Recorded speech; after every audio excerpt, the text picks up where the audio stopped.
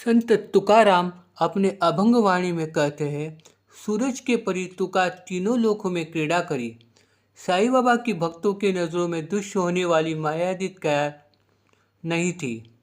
इस सृष्टि के सभी चल अचल वस्तु में उनका निवास था।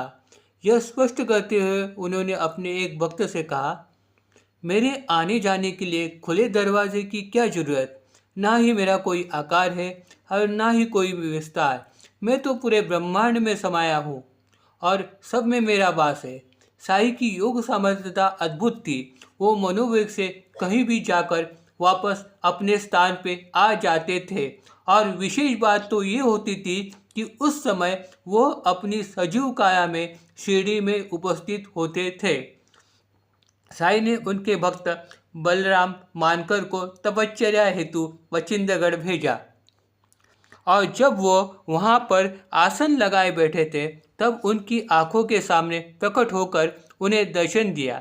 डाणू के निवासी बाला साहेब देव के व्रतों के समाप्ति पश्चात रखे उद्यापन में उन्होंने बाबा को भोजन के लिए आमंत्रित किया। तब वह वहाँ पर प्रसाद ग्रहण करने के लिए अपने 2 शिष्यों समेत गोरक्षक अवलिया के रूप में प्रकट हुए और बाद में बाबा ने उनको यह यकीन दिलाया कि वह वहाँ उस स्थान पर आए थे। बाबा ने एक बार अपने भक्त से कहा, मैं रात के समय में सूक्ष्म देह धारण कर अलग अलग काल में तथा अवकाश में दूर दूर की जगहों पर मिलने के लिए जाता हूँ।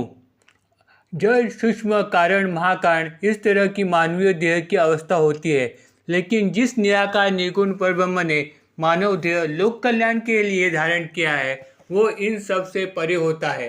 बाबा का अग्नि पर भी नियंत्रण था।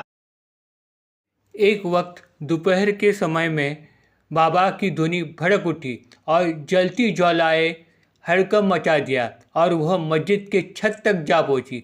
अभी तो पूरी मस्जिद जलकर नष्ट हो जाएगी ऐसे सभी को लगा।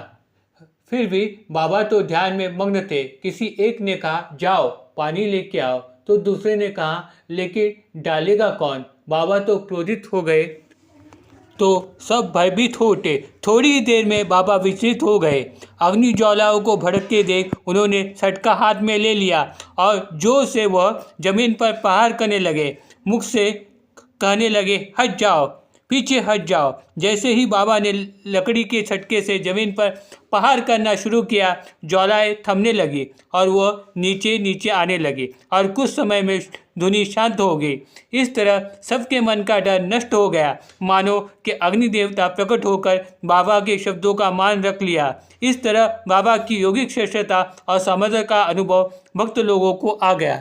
Please like and subscribe my channel.